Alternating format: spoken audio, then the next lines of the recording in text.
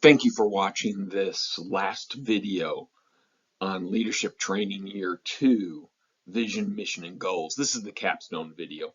Vision, mission, and goals serve as the organizational level of servant leadership training. And it's only effective as a bridge between a philosophy of biblical leadership, the Year 1 training, and situational problem solving in ministry, Year 3 training. And so it only fits as the mid part. And so if you haven't watched the previous years, or you're not going to watch the third year, then please take this in the context that it is meant to be done in. The foundation of leading in the church begins with a philosophy of biblical leadership. And that was the Year 1 training, Biblical Leadership 101, if you will. And biblical is the key word. We will not take our concepts of leadership from the world, the culture, or Wall Street, but from the Bible and Jesus. In the beginning, before we could dive into leading and problem solving in ministry, we had to begin with the foundation of leading in the church, and that is a philosophy of biblical leadership.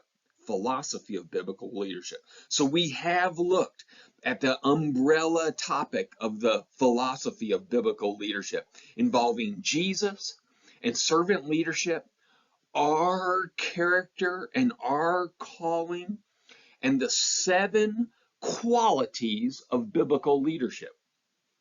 Jesus is our example, and the Bible is our leadership manual. Jesus' model for leadership is as a servant. Someone who came to serve, not to be served. Look at Matthew chapter 20, verses 25 through 28, as Jesus teaches about leading, authority, and service, my friends. Matthew 20, right? We looked at that. Do you remember it? Did you hear it? Jesus-like leadership is radically different from the world. Matthew chapter 20, verses 25 through 28. Leading and authority and service in the kingdom of God is about submission and service. Submission and service.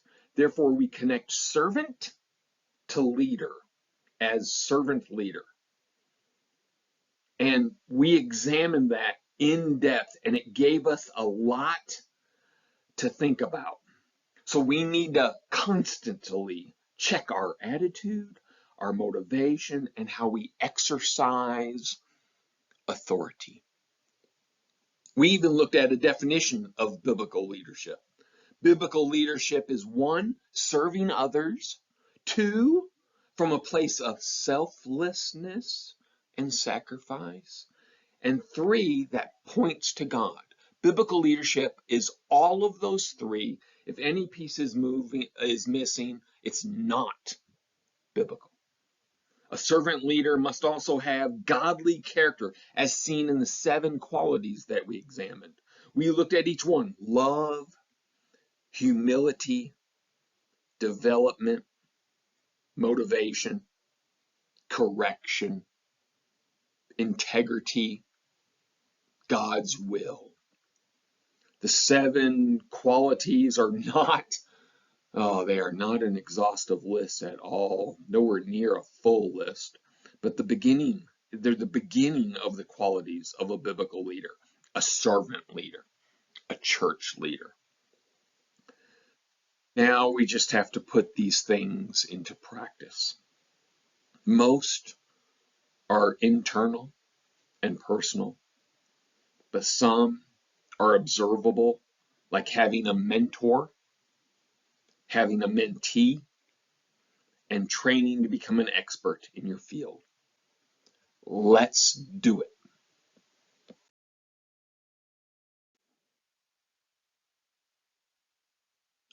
Year 2, this year's training, 201 if you will. The second level of church leadership training is more practical on the organization and decision-making level. at the various levels of church and ministry. So we focused in on vision statements, mission statements, and SMART goals for the church body and each ministry area. Vision statements, mission statements, and goals are extremely important. The big idea for this year's training answers why is it important.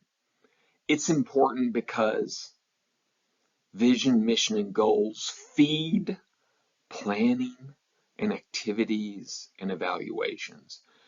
And it really does affect every aspect of the church, every aspect.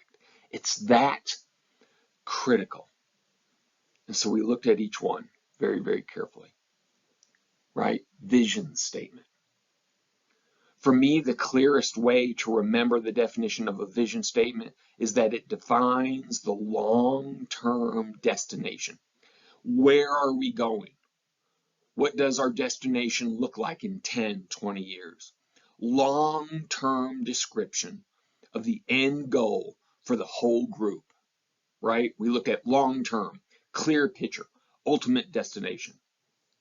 It's as if traveling for the holidays. The vision statement expresses the finished destination, such as driving across country to Boston for Easter. The vision statement expresses the destination of Boston for Easter. Boston for Easter is long-term, clear picture, and ultimate destination.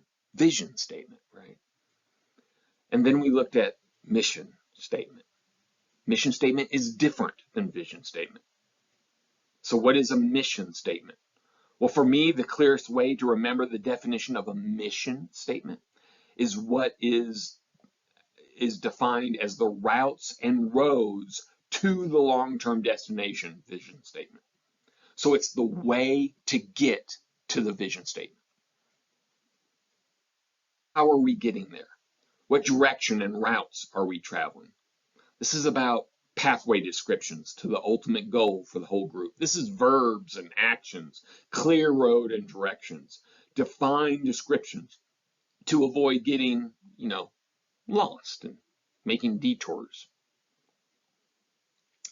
And then we looked at goals, not just goals, but SMART goals, S-M-A-R-T.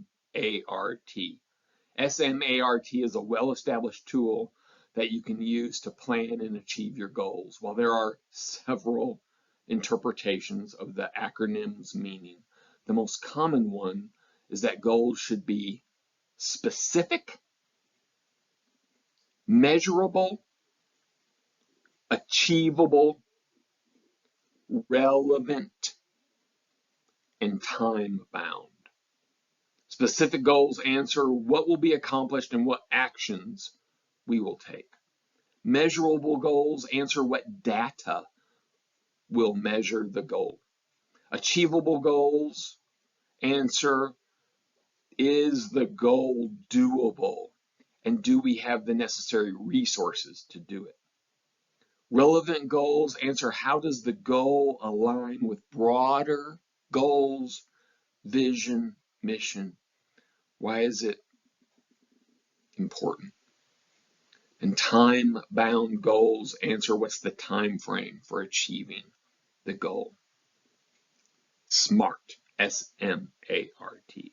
A solid SMART goal is all of that. Specific in action and accomplishment, measurable data, achievable with resources, aligns with the broader goals, mission, and vision, and has a specific time frame for completion. Let's be smart about our goals. With a clear vision statement destination, mission statement pathways, and SMART goals, servant leaders can confidently act in planning, calendaring, budgeting, recruiting, activities, events, and evaluating, right? Now we know what to do and why we are doing it. That's this year's training. So let's get busy serving the Lord.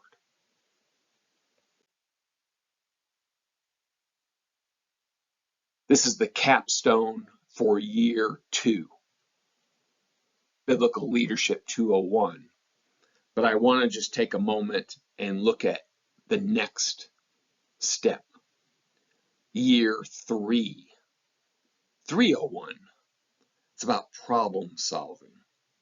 Situational problem solving in ministry and church for servant leaders will stretch all of our skills. This will be the toughest training year yet. Problem solving is messy and complicated. Problem solving must be biblical and prayerful and loving and purposeful. We will be using case studies.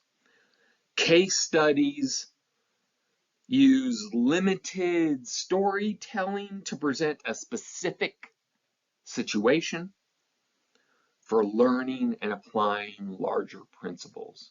So in this training, we will be presented with a story that gives us a situation that has a problem in it. And then it will be up to us, the learner, to apply problem-solving skills as a practice to solving the problem. It's going to stretch all of our abilities. It's going to drive us crazy, but it'll be worth it. Practice before we have to do it in real life.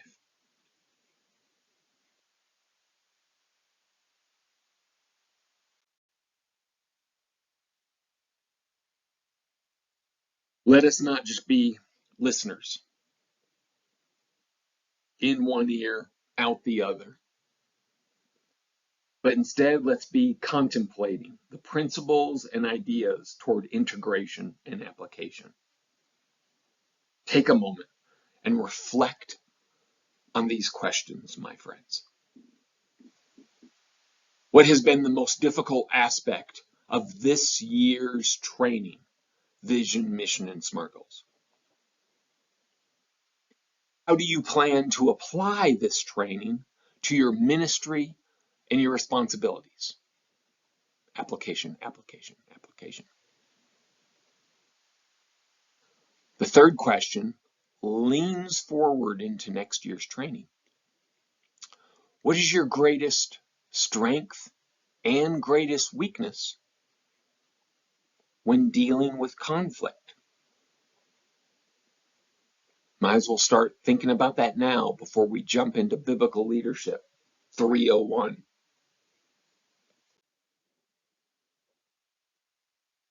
In conclusion, my friends,